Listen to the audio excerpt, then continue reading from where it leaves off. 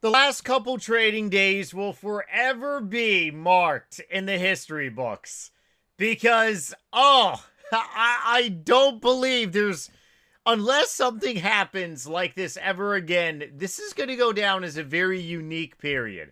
Extremely unique period. And if you're going to remain in the stock market like I plan on doing so, you're going to remember this image of oil going to the moon. Like literally it went to the moon. And it also came down to Chinatown very quickly. Happy Taco Tuesday. Hold on, water cheers for everyone. Hopefully everyone's doing great. This stock market is not doing what a lot of people thought it would be doing. A lot of people really truly believe that this stock market was gonna pretty much do a epic crash like Liberation Day last year. Now, are we in a stock market halt where we are halting from going to the upside? Oh, absolutely. Are we in a certain type of crash in individual stocks like software, like semiconductors, chip stocks, Nvidia, AMD, software such as oh boy. Oh man. Oh, the software police just came and tried to steal my esophagus away. Oh, I had some saliva go down the wrong pipe. Oh, I'm so sorry, people. I keep things real here. I'm a real person. I'm not fake. Microsoft, big problems. It's Adobe, Salesforce, Palantir, software, right? Software stocks, risk on assets, cryptocurrency. So risk on assets have been just selling off like crazy the last couple months. And if you look back in the last couple months, I mean, hey, the Prime Minister, Bibi Netanyahu, was over at the White House saying, hey, you know, we want to do this, we want to do that. So, I mean, big money, they always get the upper hand among retail traders like me. So what do you do in this situation? Pretty much what I've been doing for the last couple months now. You buy the fear, you buy the blood, you buy the dip. If you are a long-term investor, well, you pick up discounted shares for the future. Woohoo! I've been buying a lot of dips on SoFi, AMD, Hood especially. Palantir, I did add a couple in the last couple weeks. Meta, I've been actually really holding because they're CapEx spending. I did buy some PayPal yesterday. Today, I did buy some new stock as well, too. And tomorrow, actually not tomorrow, Wednesday, I might be buying a lot more. So before I get too carried on in this video, if you enjoy my content, please smash a like. I try to put out videos every Monday through Saturday here. I love the stock market. I am a American bull, also an American patriot, an American veteran. I love my country. I hope the nonsense in the Middle East is over very quickly, which it's looking like it probably will be, because it's going to be a political suicide for the Republicans during midterms this year. Not to mention, Donald Trump is probably looking to rack up some more victories in his playbook before the midterm election. So it would be very wise to get this stuff done ASAP. And we have a new Fed governor coming on in. We're more than likely not going to be getting a Fed rate cut anytime soon. But, and I haven't shaved for a couple days. I'm actually out of razors here. A little scruffy until this weekend I go shopping, food shopping, and also razor shopping. Tomorrow we have CPI. Now, CPI, if we come in line or even better, lower, it's going to be very bullish. And it may prop the Fed governor, but here's the thing. This is how rigged the entire Federal Reserve is. And a lot of people don't really understand this. The President of the United States of America picks the next Fed governor to speak. The Fed governor is one vote of many. So if the Fed governor, who Donald Trump is going to pick, if he is in favor of doing rate cuts, but everyone else votes no, the Federal Reserve is not going to do rate cuts. A lot of people don't get it. The Federal Reserve is nothing more than a piggy bank, a credit card for America to spend more money. It is a very demonized, satanic system. It sucks. And that's that's the world that we live in. I'm a small fish in a big pond. I can't change the world. And if I were to try, I'm pretty sure I would probably die in the process by evil forces, right? However, tomorrow's CPI data, if we continue to see inflation trending down, and then on the same time, we also have initial jobless claims. This one tends to really be a big one for the market too, because we've been getting inconsistent job data. So if this one comes in, maybe not falling off a cliff, but maybe like, hey, the labor market is having some issues, like the report we got last week, which was really bad. So if this comes in not like falling off a cliff, which spooks the market, signals recession, but if it comes in a little bad, it could pressure the Fed to lower rates. And then we also have GDP, which is really big. We also have PCE, which is also really big too. So during Thursday and Friday, it's big data for the market. Now, as for my stocks, I have Adobe reporting earnings on Thursday. I believe it's after hours for Adobe, almost positive. It's going to be a great earnings call. I'm going to be more than likely sitting in my living room with my laptop on my lap, listening to a call. I do plan on doing live streams on this YouTube channel in the future, but not necessarily right now. If you do subscribe, like I said, I put out a wide range of content. I am a raging SoFi bull. All my SoFi videos tend to be the hits on this channel. I mean, SoFi really is a big topic, and I have a massive SoFi position, so I guess I should be talking about SoFi a lot, right? Tomorrow's video, I'm probably going to be talking about SoFi and also PayPal, talking about hypothetically, because there's word on the street that PayPal may actually be getting a buyout. And if that does happen, that's going to be good for me, because I'm probably going to get out of a down position, and it's going to be good for a lot of people. But there was a point in time where it was rumored that SoFi was going to be bought out. And believe it or not, SoFi is actually still lower of a market cap than a company like PayPal. Hold on, I got to fact check myself there. Let me double check myself. Hold on. SoFi's market cap right now is 23.64 billion. PayPal's market cap, I believe, is like 40 billion. It's absolutely crazy. 41 billion. So imagine if a company like PayPal gets bought out. Could that mean SoFi may not get bought out? Who would choose to buy out SoFi? Well, there's honestly probably a lot of companies that would love to get their hands on it. So I do want to make a video talking about a hypothetical situation if SoFi and PayPal were to get bought out. But here's another thing too. Just because a company were to get bought out, it doesn't necessarily mean the company is going to go private. Like that's another issue too. PayPal is in its own like separate world. But I do want to make a video talking about all those hypotheticals and stuff like that. Now, as for today's video, I kind of really want to talk about some updates of what I've personally done. So if you are new here, like I said, welcome. If you could do me a big favor and smash the like button. If you enjoy my stuff, you want to see more, subscribe, entirely free.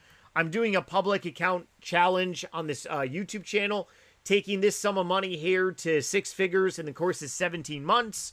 Account challenge started January 2nd. I'm doing this for education purposes and also motivation purposes as well too.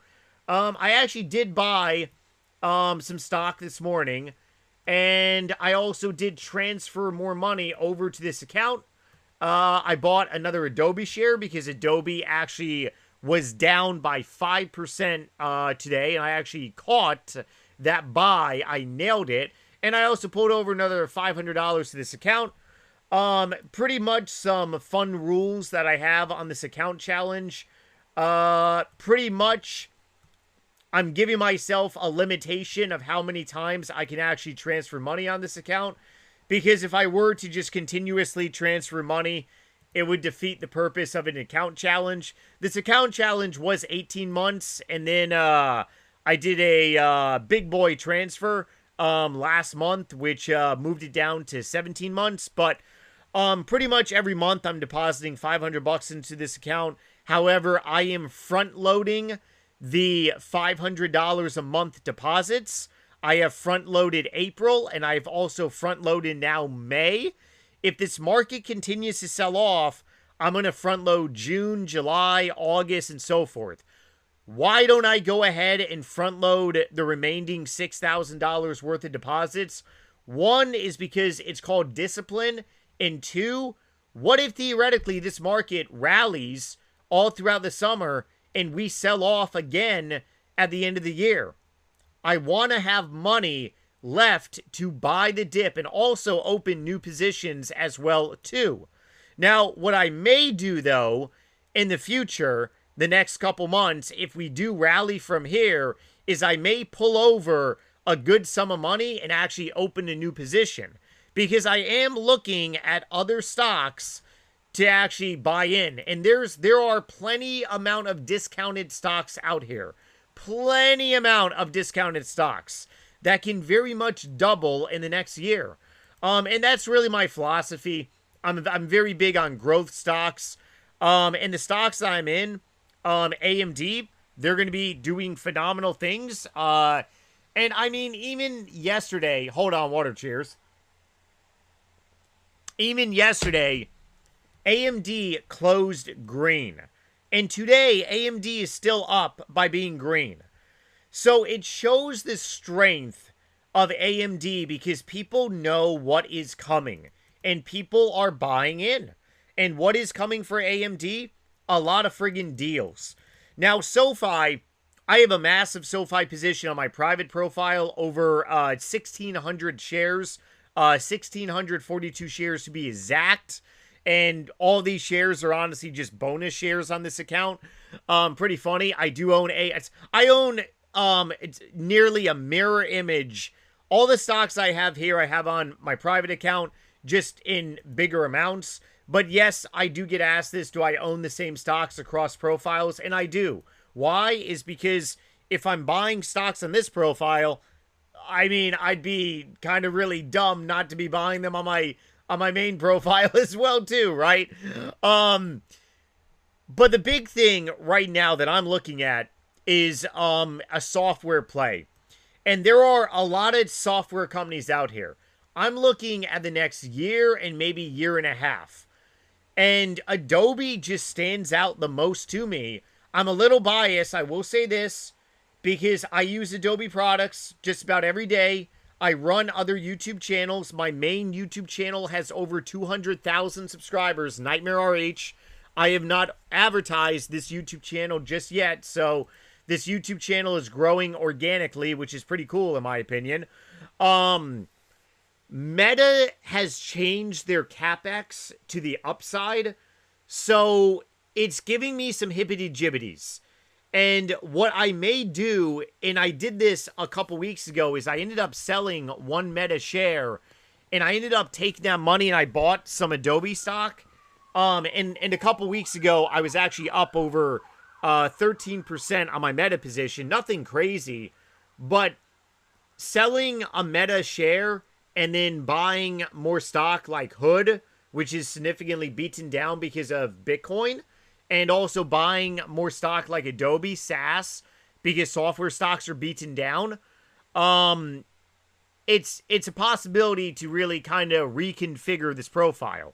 Now, I've already gotten some people say to me, well, do I feel uncomfortable that AMD and SoFi is theoretically nearly 50% of the profile? Actually, 47% and some change? No, and here's why. Because the management team of SoFi is unfriggin' believable. Unbelievable. The management team of AMD and what Lisa Su has done to AMD to set AMD up for the next 3, 5, maybe even into 2030 is unfriggin'. They're going to be going They're going to take market share away from Nvidia, the richest company in the world. Okay? No, it does not bother me. I understand if you think that this profile is very risk on, and I am a risk on trader because that's the risk I'm willing to take. But I'm not a risk on trader and buying stock in companies that haven't proven themselves. I was buying SoFi all throughout 2024 when nobody wanted it. And 2024, Anthony Noto and the management team, they proved themselves. It just took a while. Now, Robinhood, I'm going to continue to buy, and I'm going to increase my position overall in Robinhood. And the reason being is because the management team is absolutely amazing. However, they are set up in a company business model based on risk on. The market is not risk on. When the market goes risk on, Robinhood, sure. 140, 150, 160. Let's go 170.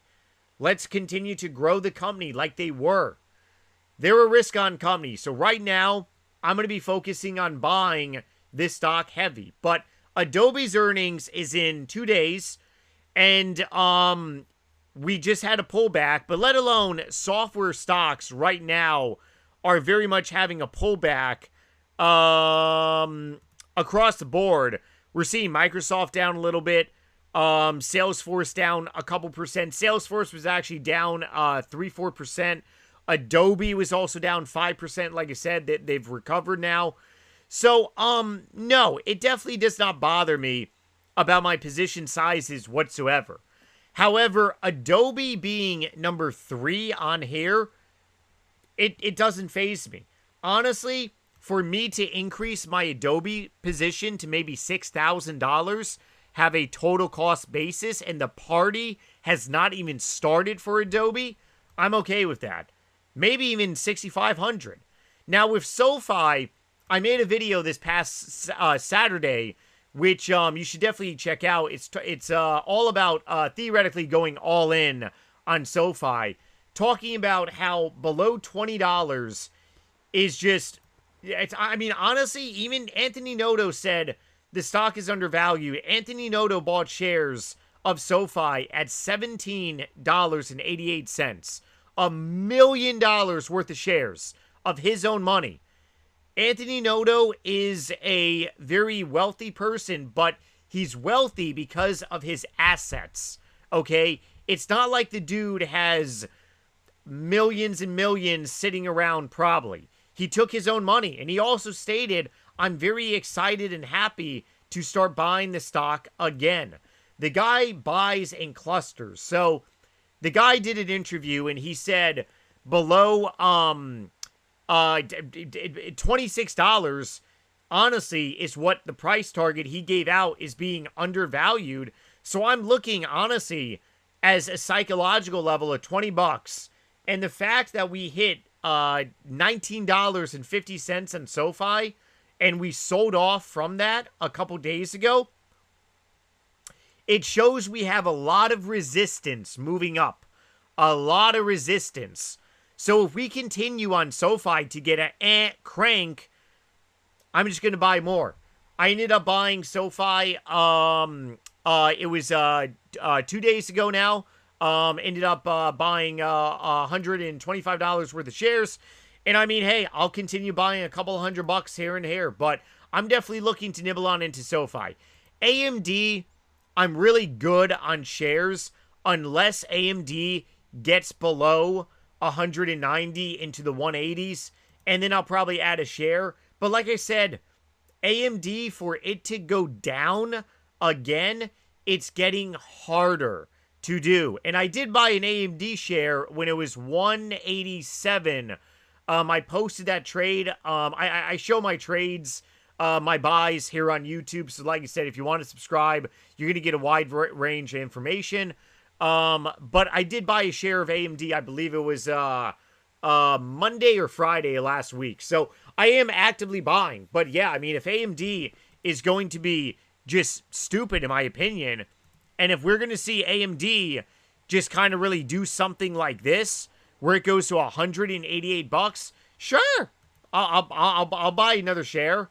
But like I said, over the next couple months, it's going to be very interesting because this nonsense in the Middle East, it needs to end, and it's going to start a stock market rally.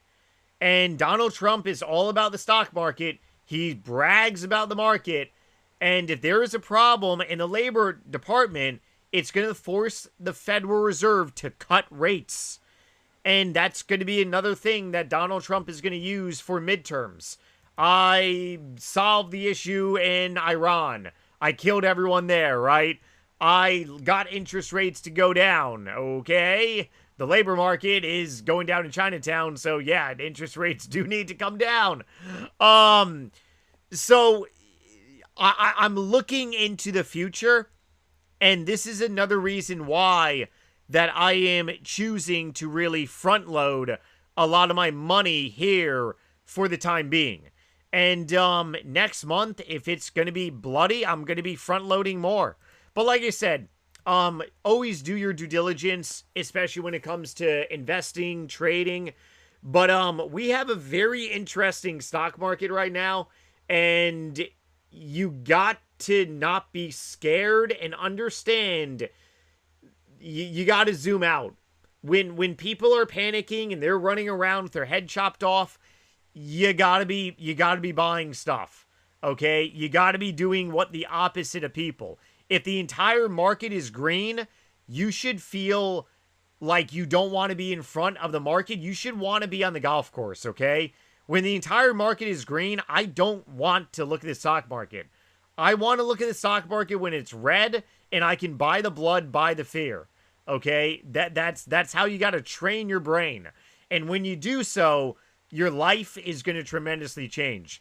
Good vibes all around. I'll see you all tomorrow for those of you sticking along for this journey. And take it easy, everyone. Later.